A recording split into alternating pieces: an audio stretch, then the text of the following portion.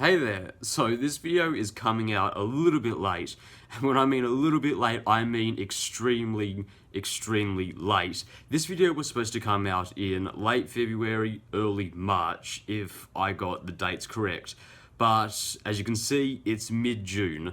So, I ordered this pen from China in early January 2017, and obviously shipping takes forever. I have no idea what they're doing. I think they just chuck it on some little dinghy and just hope it sets sail to Australia, and as a result, it takes forever for pens to get shipped from China to Australia. But about a month after I'd ordered it and not heard anything, apparently some Chinese border security officer just looked at this pen and was like, "Nah, mate, nah."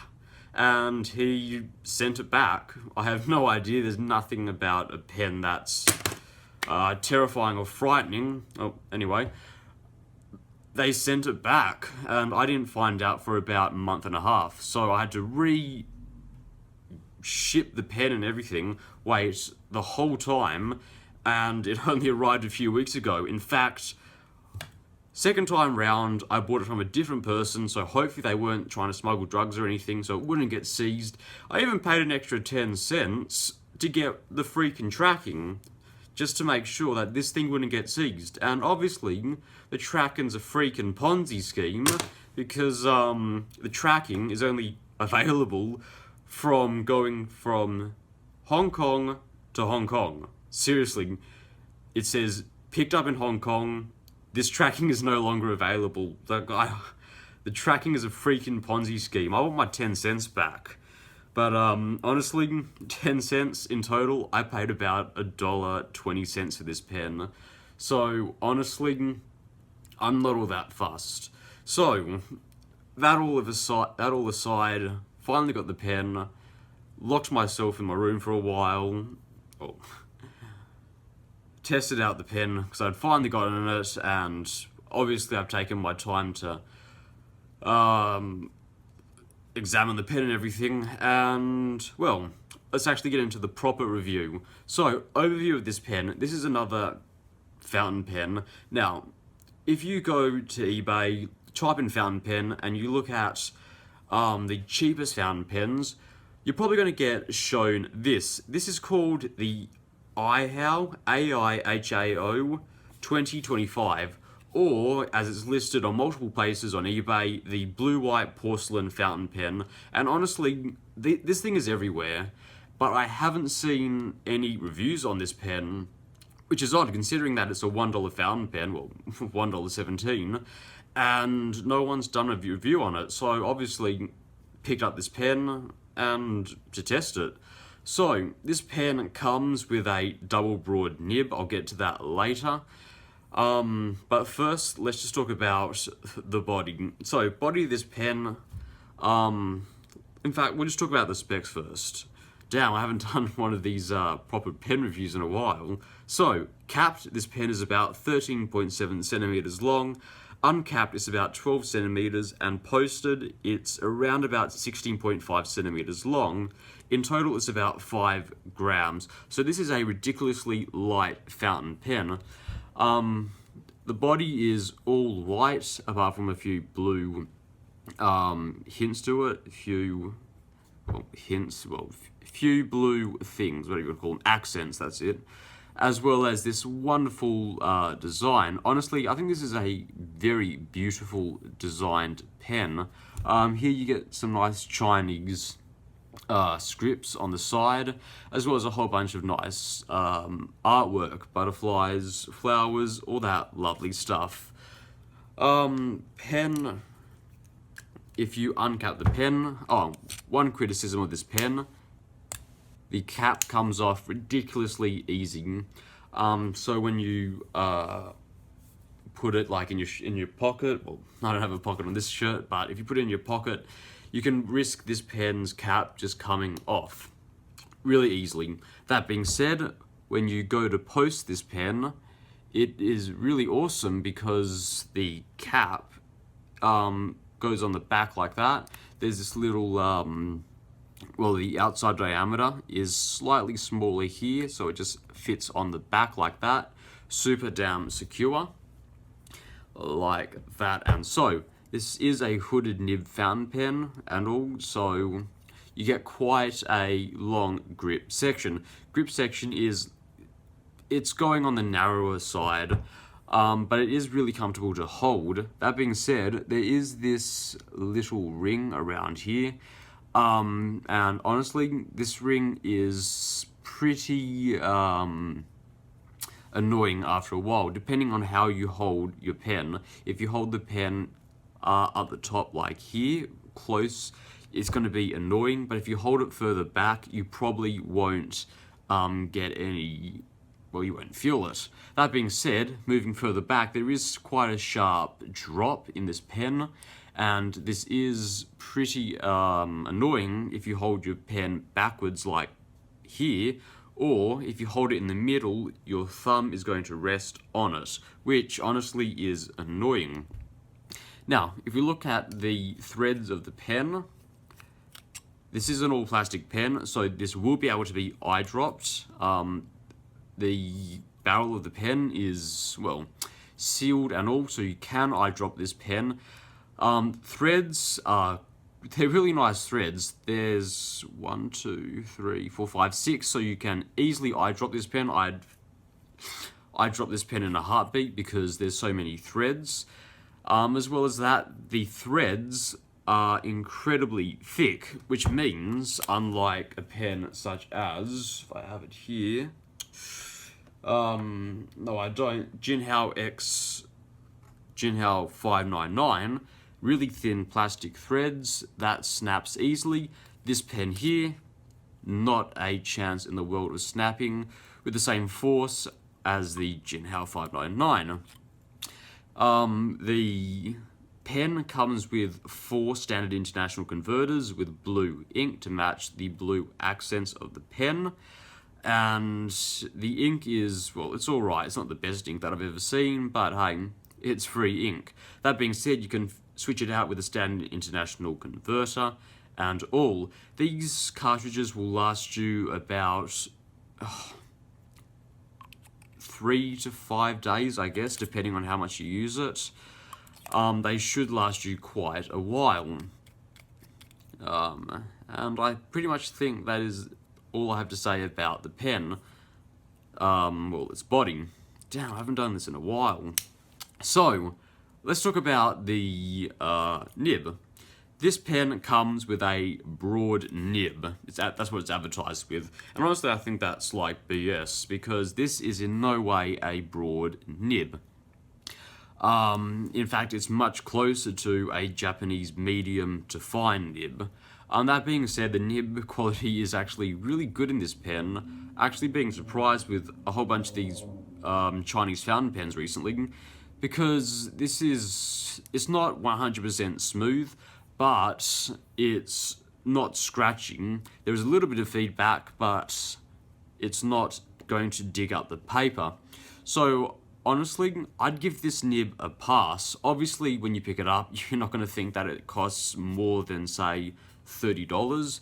But considering the other pens that I've gotten, maybe Jinhao 599 or the Hero 366, honestly, I think this is a passable nib.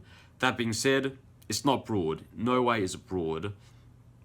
In terms of flex, there's a little bit of flex in it. If you really push down on this pen, you will get a little bit of flex, which you can see when in the writing sample. That being said, when you're actually writing, it is negligible, the flex. Yes, it is there. If you push it, you will probably get it, but writing, it's really negligible. This is also a hooded nib, I'd like to say that. Hooded nib, so that's probably one of the reasons why you don't get much flex.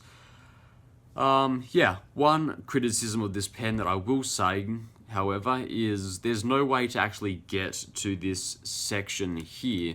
I've tried several ways, but there's no way to actually get to the nib or the feed.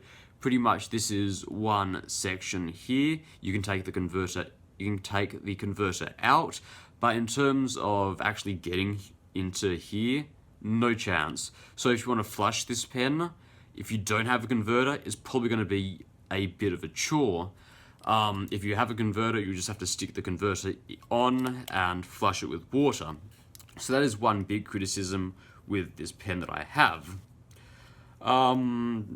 Yeah, so this pen, wonderful little pen. Is it going to fool anyone that costs more than, say, $10, $20? No. People who pick up this pen are going to instantly realize that it's a cheap pen. That being said, if I said it was $1, people probably wouldn't believe me. It's probably closer to $8 if I was to pick it up and just use it, so it's not a bad little pen. So, let's just get to the writing sample. Alright then, let's do a lovely writing sample of the HAL 2025.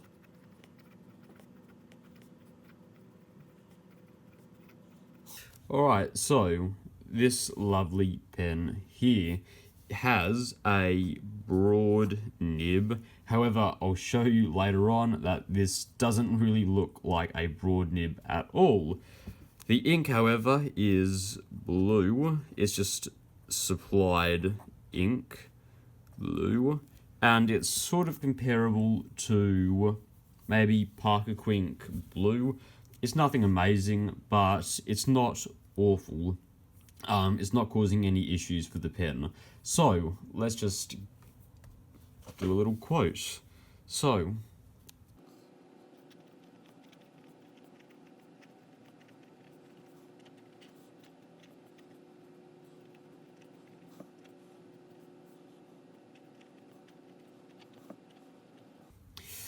anyway, so don't mind the quote. I'm just reading 1984 at the moment. There's probably a wonderful quote that a lot of people know.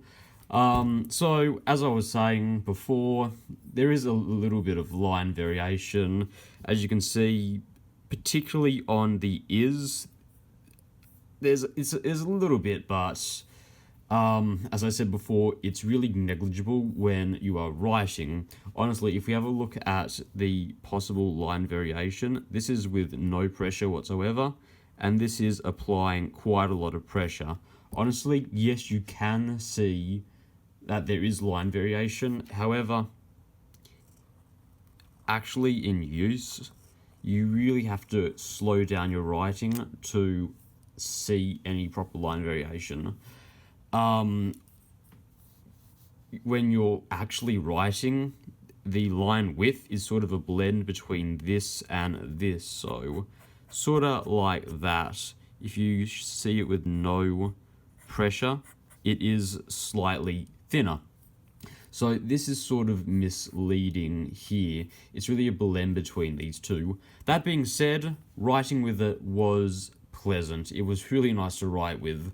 If you're just planning on getting this pen just because you can, I really would recommend it. That being said, it is a pen that is made in China, so they are making these by the million. So this pen could easily turn out to be arse for you, in the same way that when I got my crappy Jinhao 599, a lot of other people say their pens are amazing. Let's just look at the wetness before we go. So, amazingly, this is a wet pen. When you compare it to other hooded fountain pens, maybe the Jinhao, the Hero 366, which is tends to be a little bit drier than this. This is actually all right. Before I'll go, I'll just put this side to side with, say, a few other pens. So this is the AHAL G5.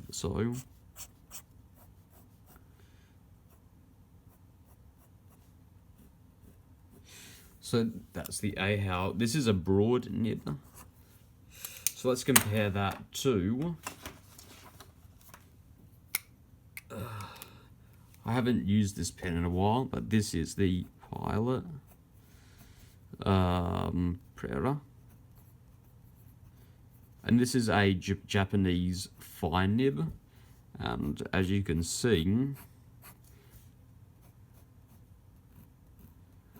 the lines here and here are somewhat comparable. And if we get, say, a Pilot 78G with a medium nib, this is the 78G,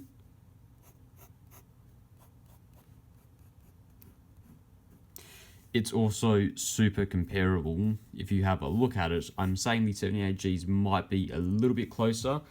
And honestly, the 78G is a Japanese fine, so Japanese medium, which is a European fine. So if we have a look at a European medium, say the Daiso pen. Didn't come prepared. Let me just dip it in some lovely turquoise ink. This is the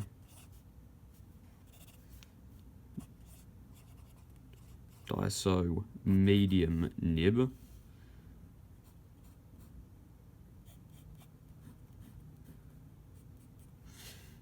Yeah, this medium nib blows this broad nib out of the water, and considering that this is more of a European medium nib, and this should be a European broad, this totally blows that out of the water. This is more something between this and that. Hope that made sense and all. You'll hopefully figure it out, because you'll need some sort of special decoding to freaking make sense of this. Anyway, thank you for watching. This is